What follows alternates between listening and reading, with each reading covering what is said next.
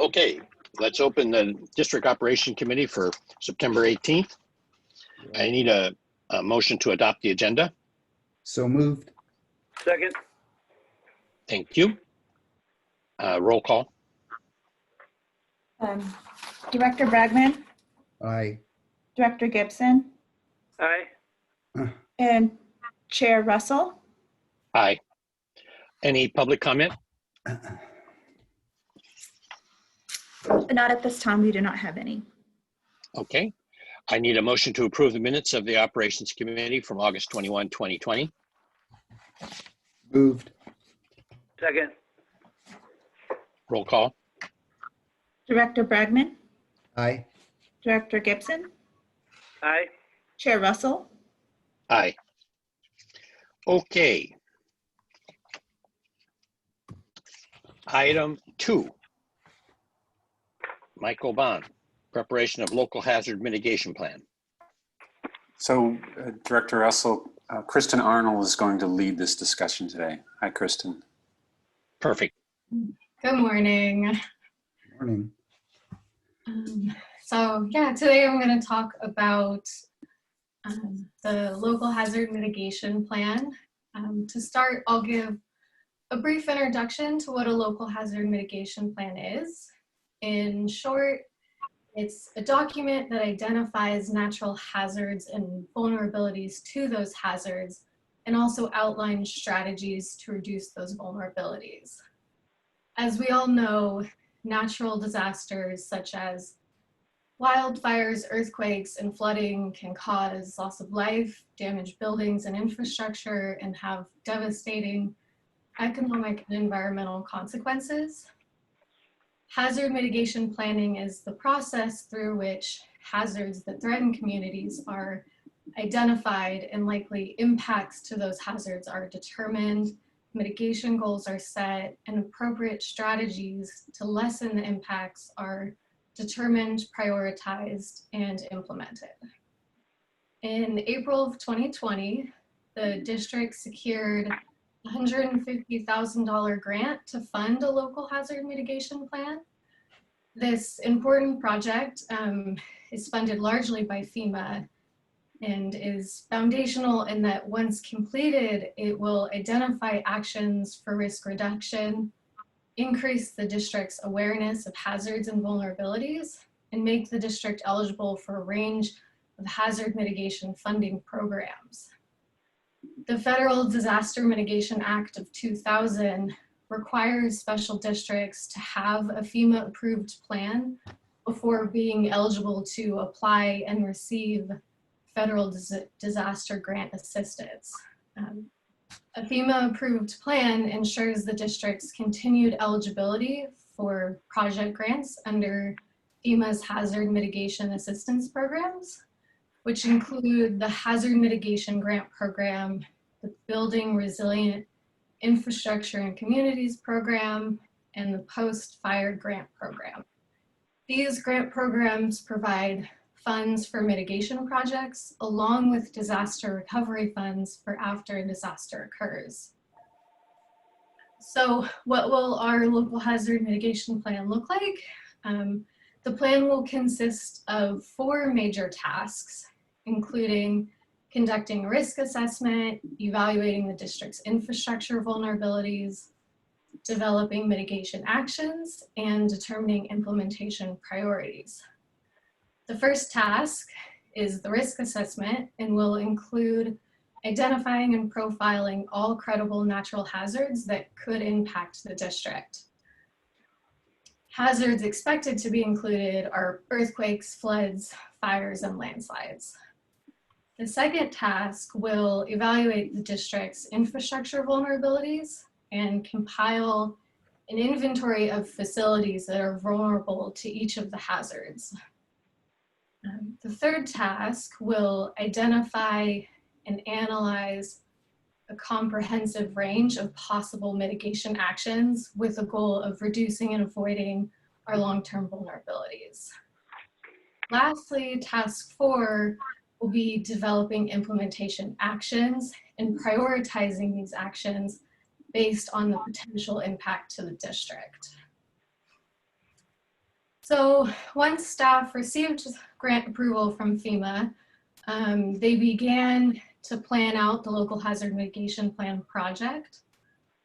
And at the end of August, staff publicly advertised a request for proposals to develop a FEMA approved local hazard mitigation plan.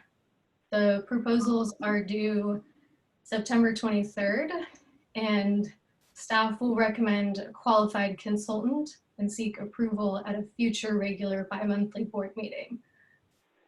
Staff anticipates that the project will be completed by the end of 2021.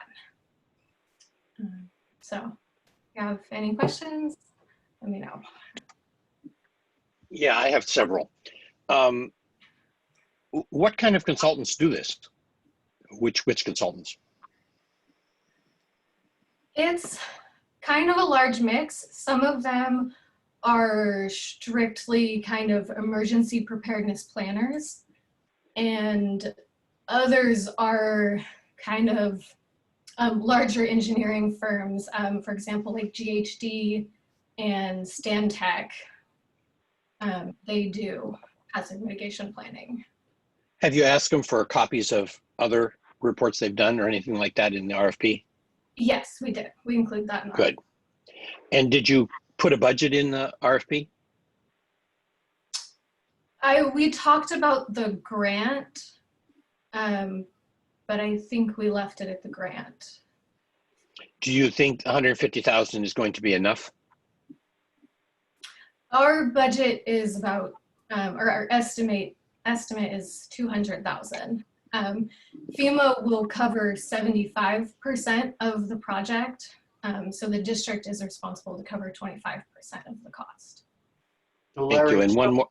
One more. Oh, good. Oh, Go I ahead, was Ben. going to share that this isn't going to be comprehensive in looking at every element in granularity. You know, it'll dovetail with our seismic plan that we have, with our fire plan that we have, and all of those projects will be now eligible for the FEMA grant funding program. Yeah, I understand what the purpose is. It's a key to the lock, Right. to the safe. Does climate change come under that categorization? Or could it? Yes, a lot of plans that I've looked at have mentioned climate change or have looked into climate change, but the climate change also kind of gets wrapped into the other natural disasters because it will cause worse floodings and drought fires. Sure. Thank you. That answered my questions. So I was just going to say, and I think Ben kind of touched on it, I think if a lot of the pieces of this have already been done with some other studies that we've done. So are you sort of inventorying our existing data to be able to kind of plug it in? Yes, we will definitely include existing data into this study. Because, yeah, I know we've got Division of Dam Safety, we've got the BIFIP. I'm sure there's a few more that I'm just not familiar with, so that, you know, we don't have to reinvent the wheel on a lot of your chapters or sections that you need to do to comply with FEMA regs. So, and then the other thing I was going to mention, you know, I don't know if you've ever worked with FEMA before, but my experience has been they're quite difficult. This hopefully will be more of an academic exercise, but so have you ever worked with FEMA before? Or is this going to be your maiden voyage with FEMA? This will be my first FEMA project. Okay, well, strap your seatbelt on.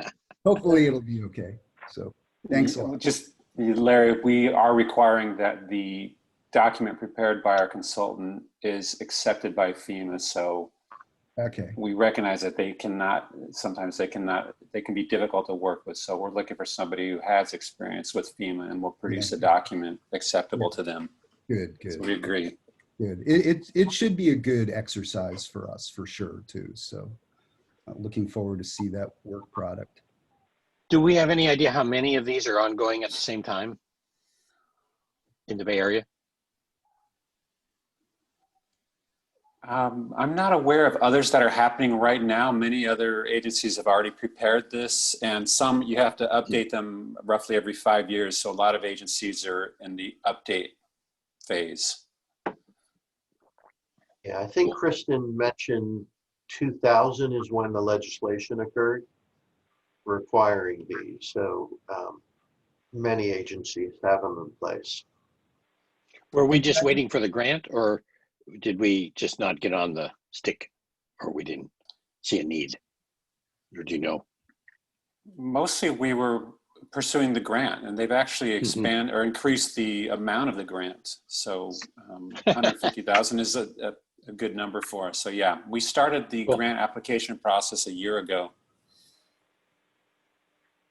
I was just going to add one other thing real quickly. There may be some reports and data from county agencies, like the flood districts, you know, that sort of surround the watershed. And I know Sean Horn mentioned yesterday, there's some mapping that the county's doing on historic fire patterns that, you know, might be worth taking a look at. And hopefully we're going to be getting an update of that from Sean when the county provides it. But just to keep in mind, there may be some good reports and stuff that we can plug in from the county. So. Thank you for that, Larry. Sure. Okay, Jack, any comments? No, none. Thank you. It sounds like a very worthwhile project here. Definitely. And Chair I guess Russell, on the end of it there, Terry, it says, or Mike, it says fiscal impact, none, but there is an impact, huh? There will be. Today's action, there's no impact, but when we bring a recommendation for consultant selection, yes, we'll lay out the cost. Cool. I'm sorry, Terry, go ahead. Oh, I was just going to say that we don't have any comments either from the public. Great. So it's information. Thank you. Let's move on to number 3. Okay, watershed culvert replacements. Crystal? Hi, good morning, directors.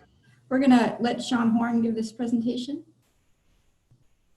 Good morning, board members. Sean Horn, Watershed Resource Manager. We have a presentation to give you as part of this update, so let me switch over to our, share my screen with you real quick.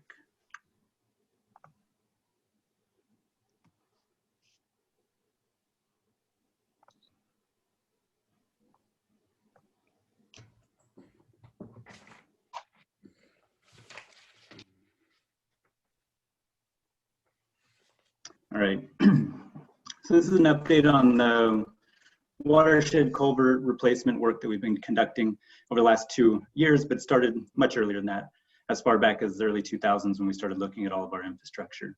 So we'll provide you with a brief update overview of our culvert infrastructure as a whole, and then look at our roads and trails management plan very briefly, just because it gives us the basis to do this work, and then talk about our watershed culvert assessment that we conducted in the 2000s, as well as an updated version in 2018 that's informing the work that we're doing today. And then we'll look at a couple of the culvert replacement sites that we completed last year, as well as what we have planned for this summer, and then some of the annual maintenance that we conduct and how we coordinate that.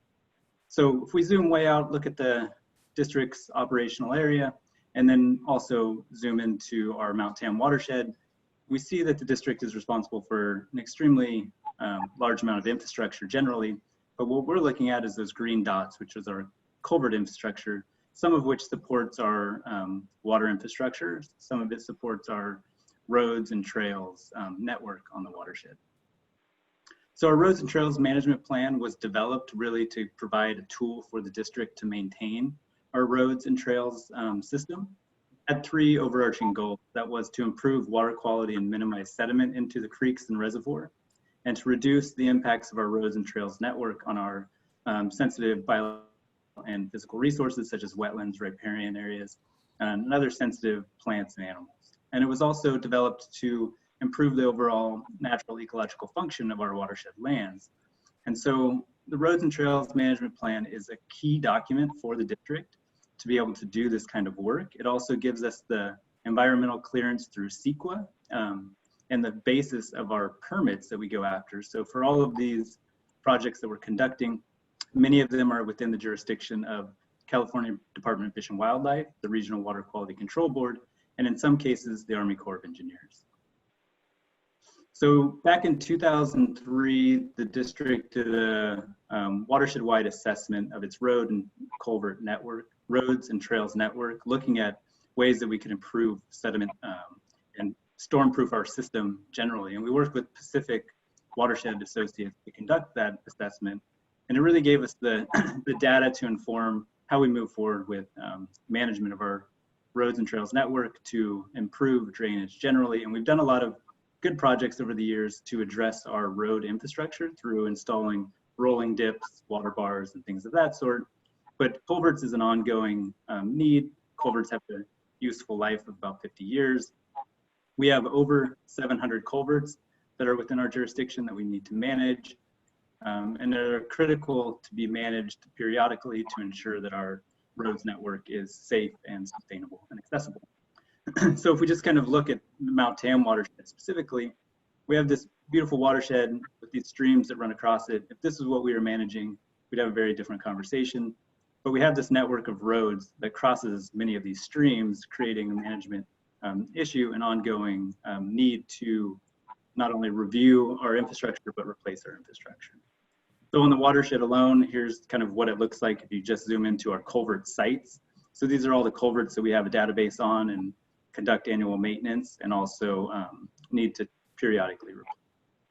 So we've gone through an assessment in 2018, looking at all of those culverts and the data that was developed through our PWA assessment, and came up with a prioritization in 2 phases of replacement. The red dots are our first phase of replacement, and we started a permitting process back in 2018. And we secured permits from CDFW, Regional Water Quality Control Board, and Army Corps of Engineers to replace 35 culverts on the watershed that were our highest priority for replacement due to partial or full failure. So we're moving forward with that work. And then we've also identified another 60 culverts that we're currently working on getting permits for, which we hope to have the permits in place by 2022 to continue that work. So for this year, we have about 15 culvert sites that we'll be replacing. Last year, we replaced 6 culverts. So I'll just show you what some of those sites look like and why there was a need to go in and replace these culverts. So we have this historic infrastructure. A lot of it was put in without going through a process of actually appropriately sizing the drainage infrastructure. So one of the big issues that we have is that some of our culverts aren't passing some of our storm debris in the flows that we see in these larger events on the watershed, and that can become a problem. It'll either plug the culvert or actually overtop our road and cause some erosion issues and sedimentation into our reservoirs, which is what we want to address. So this is just an example of some of the sites on Alpine Bone Tempe Road and Fish Grade. Both these sites will be replaced this summer, this October. So moving forward, we have a number of sites on Bill Williams Road that we have prioritized for replacement in this current permit package. You know, some of these are actually old water lines that were placed in the road. They weren't put beneath the surface or the grade of the road. And in some cases, such as the one on the left, the orientation of the culverts is not appropriate. And this is actually the outlet, which is higher than the inlet. So there's, you know, improvements that we need to do to enhance the drainage and the function of these facilities. And that'll really improve our road network and make it a more sustainable and usable system for not only our maintenance vehicles, but our recreational users. So just another example of Bill Williams and Alpine Bone Tempe. Some of these culverts have kind of reached the useful life, and some of them over the years have caused other issues, such as the one on Alpine Bone Tempe Road, where we see some erosion at the outlet. So as part of this project, we are going to address those types of issues. So if we have an outlet that's eroding, we'll have some stabilization features that go in at the outfall. And then in the case of Bill Williams, we're going to be sizing all of our culverts to be able to pass the 100-year storm event, or Q100. So just an example of some of the work that we did this last year along Sky Oaks Road. We had a number of failed culverts, some of them that were causing issues to our road infrastructure. And we actually had this one here was one that we pulled out, upsized, and actually installed in a way that will not only enhance the drainage and storm flow, but also some of the resources on the upstream side. So this is another example of Sky Oaks Road, a culvert that was placed under the road that was actually an old water line. It was never appropriately sized. And this is an example of just the difference in sizing that occurs and the failure that happened on the left in 2019 due to the undersized culvert during a large storm event when the road kind of collapsed in front of it and backed it up and then caused some additional erosion. So we want to put in infrastructure that will be more resilient generally to those storm events. So another one that we're continuing to work on is our Deer Park culvert. This is one that failed in 2019. Luckily, we were in this culvert planning process and had secured permits to allow us to go in and do work. However, we didn't have the culvert ordered and on site yet. So what we did was we put in a temporary culvert at the site last year to ensure that it was passable for emergency response vehicles and recreational users. And we're going to be going back in this summer and putting in an arched steel culvert at this site. So we will close Deer Park for 1 or 2 days temporarily in order to do that work in late October. And so those are our larger replacement efforts, but in addition to replacing our culverts, we also conduct annual maintenance. So one of the things that we've actually developed is an SAP maintenance plan. So every October we get kind of notified that we need to do these culvert inspections, and we send crews out to actually assess all of the culverts on the watershed and then identify any pre-winter clearing or maintenance can be conducted to ensure that those features will function appropriately during the winter. And additionally, we want to get out and address issues during storm events should they occur. So we do a storm assessment during large storm events to make sure that all of our infrastructure is functioning appropriately. And one of the benefits of getting out there and replacing and upsizing a lot of this undersized infrastructure is it'll get us in front of having to do as many of these storm assessments because we'll have more confidence that the infrastructure can actually pass these flows. So in addition to our SAP maintenance plans, one of the things that we're currently working with our IT department on is actually integrating SAP with GIS so we can actually have field maps that are geo-referenced and allow us to go out and actually update our SAP system through a mapping interface, which is going to be a big push and help for our field crews to actually be able to more efficiently track all of the maintenance work that we're doing on an annual basis. So with that, that's an overview of kind of where we are with our culvert maintenance work this summer. We have a number of projects planned that'll be happening, as I mentioned, in October on Deer Park Road. We'll be working on Fish Grade Road. We'll be working on Horn Springs, and then also Alpine Bontempe Dam Road. So with that, I'll answer any questions you might have about the work we've been doing in relationship to culverts on the watershed. Yeah, I have a question, Larry, if I can. Historically, have we approached the issue of culverts, say, on a reactive basis? In other words, we got a problem there, we got to go fix it. Have we ever set in a place a more or less like our pipe replacement, you know, where we have a planned out, we know which pipes are, barring an emergency, going to be replaced next year and so forth? Do we have anything equivalent to that on the issue of, say, culverts? Sean, if I could add. So historically, when I got here, you know, the way that maintenance used to be handled in the past was, you know, you'd have folks that had all the knowledge in their head, you know, and they knew where to look for problem areas and which culverts to check every year, but none of it was documented. So it wasn't until I got here at the district that we started to actually get detailed maintenance plans and inspection protocols in place so that folks would get out of their truck, put eyes on the culvert, look to make sure it's not clogged, and then keep a documentation that every culvert was checked. Because as you know, as people retire and leave, that knowledge walks out the door with them. So that's one of the benefits of the new asset management program is now everything is much more streamlined and efficient, and we can be sure that we're gonna, maintain everything that's out there and not lose track of items. Mm-hmm. Okay. And I'll just add to that briefly that there are great examples that the district has done large pipeline replacement efforts and combined that with the culvert replacement simultaneously. So an example of that would be Concrete Pipe Road. When engineering department did a replacement effort, they also replaced the culverts as part of that project. Mm-hmm. Okay, thank you. So I was just going to say, I think this is actually an incredibly important project because, this is part of the green infrastructure, which is really, our primary asset, the foundation of the whole agency. So it's really important. And, some of these are going to actually maybe increase the drainage into our reservoirs, which would also obviously be desirable.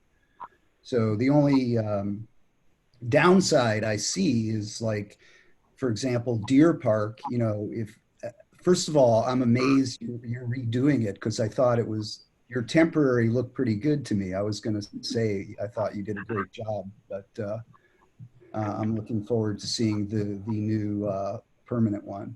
But it's going to increase flow into local creeks and such is what I was going to say. Maybe, which is going to have a downstream impact, speaking of flood districts and all that. But anyway, it's very important, and it's good to see it's getting off the ground. So that's about it for me. I'll just call out an oversight on myself when I was presenting this. One thing I wanted to mention to you all was, the Deer Park is an example where we had a large plastic corrugated culvert that we could use for our temporary repair.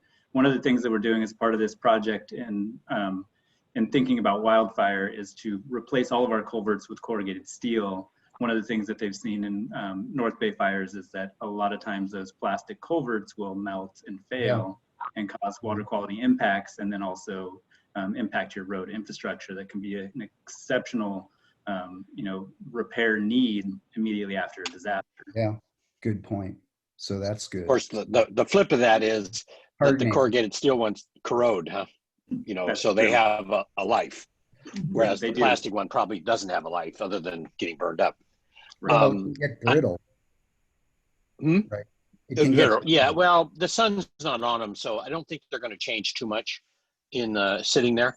It's the sun that causes it to get brittle. It removes the UV, basically what I call the sunscreen from the plastic, and then it gets brittle. But maybe there's a way, or have you asked, Sean, about if anybody's got lined corrugated metal, or maybe we should look at cathodically protecting them and try to extend their life? Because I've been involved in some pretty big failures of corrugated metal drains. So, it's kind of 6 to 1, half a dozen of another. Could I ask a technical question, which is, did you guys do a mitigated negative deck on this whole thing? Or do you just do your various permits, or how do you actually do your due diligence? Yeah, great question. This is really the power of our roads and trails management plan. There's a programmatic EIR associated with that document. That gives us the basis for our permit applications. Okay. And then the permit applications dictate monitoring and work that we need to do associated, specifically with that. Okay, so this comes under that programmatic EIR from Road and Trails. That's correct. Okay. And then I think a good point that Crystal was bringing up there is that, we're getting the permits to do these projects. We have those permits in place for about 5 years to implement under. However, there is a long-term monitoring requirement associated with all of those permits. So the work doesn't necessarily stop after the implementation phase. We are required to ensure that those features that we're putting into the watershed and landscape are functioning as designed.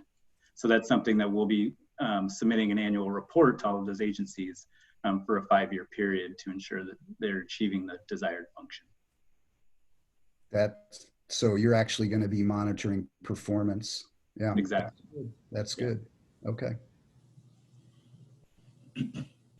Okay, job well done. Thank you, Sean. Thank you. Crystal. And I just want to Okay. say, there aren't Go any speakers. Thank you. Item 4 is the Southern Marin Pipeline Replacement Project. So Director Russell, I'm just going to make a few opening remarks on this project, and then I will turn it over to Jake Miller, who will give the presentation. The Southern Marin Pipeline Replacement Project features replacement of 2 pipelines in particular that have been very problematic for us here at the district, and these are the 1,100 feet of pipe on Round Hill Road in Tiburon and 1,100 feet of pipe on Harrison Avenue in Sausalito. Both of those 8-inch cast iron pipes, which are about 60 years old, have experienced 5 water main breaks in the last 9 years and have resulted in some substantial property damage claims against the district and also extensive repairs by our watershed, our F&W crews. So we're particularly pleased to be getting these problematic pipes out of our system. And so with that, I will turn it over to Jake, who'll give you a presentation on this. Let me ask you a question, Mike, before you do that.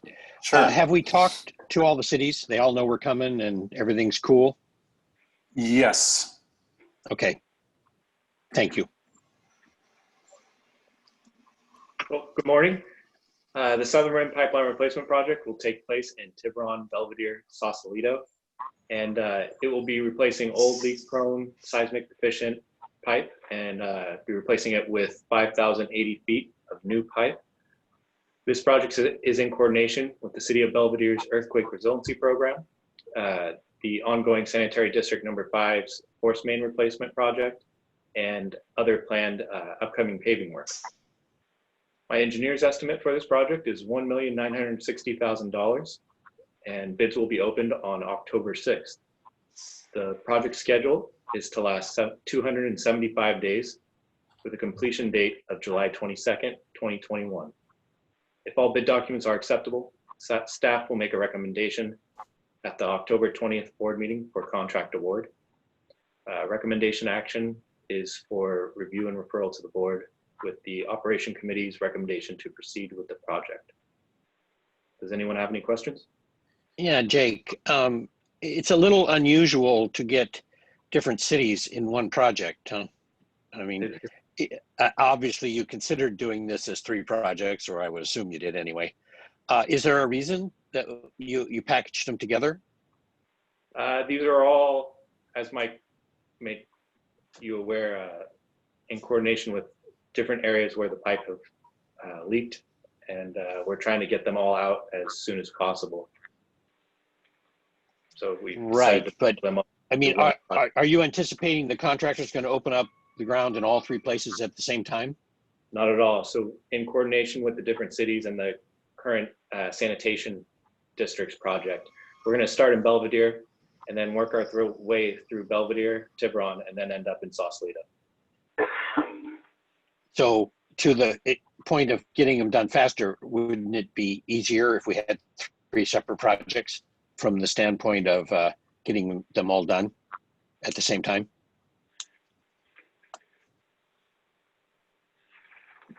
Yes, I could see how you can see that. I don't care. I'm just asking a question. You know, I'm not challenging or anything. It just looks to me like you made a big project out of 3 smaller projects.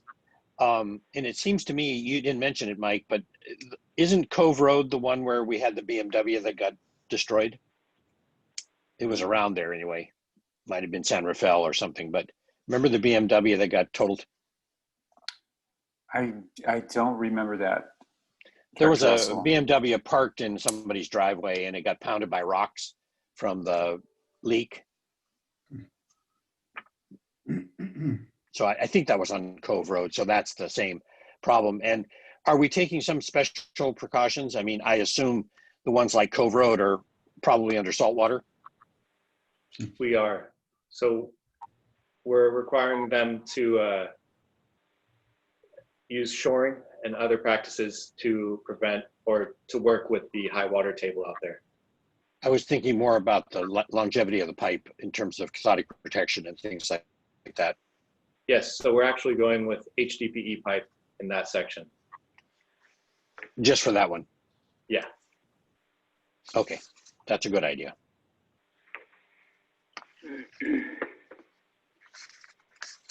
I think that's all I got.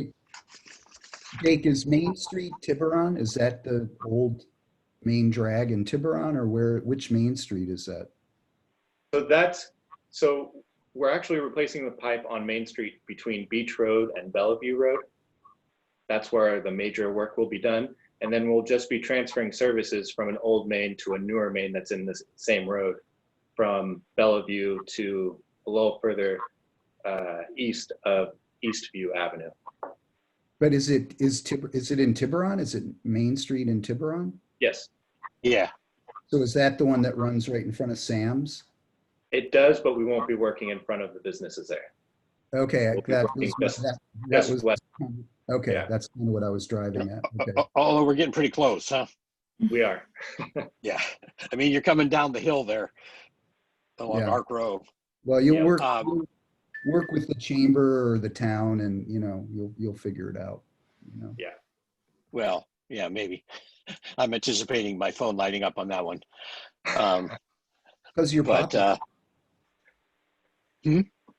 Never mind. It was... Mike, to answer Director Russell's earlier question, by grouping these projects, is part of that the efficiency of putting together the bid package and all the overhead costs that go into awarding multiple projects?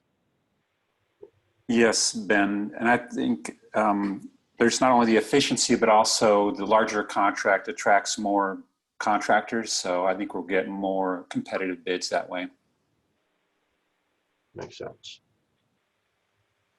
Right. What's the, I know you said 2021, but what's the schedule on these in terms of how many days are you going to be blocking Cove Road in that area, or do we know yet? I'm anticipating work in Belvedere to take approximately 100 days. So Oh boy, that's a long time. Okay. That's mostly Cove Road and Beach. And in Tiburon, it'll be approximately 60 days.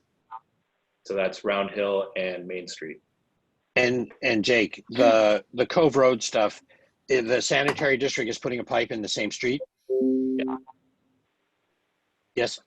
Yes, they're working on that right now. And so it's torn up now. Yes. Okay. And so it's going to stay torn up for a while, huh?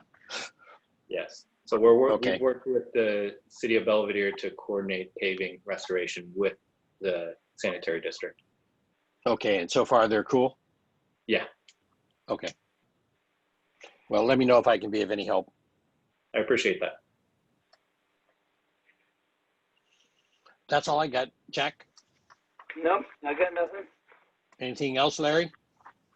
Not for me. Okay, great.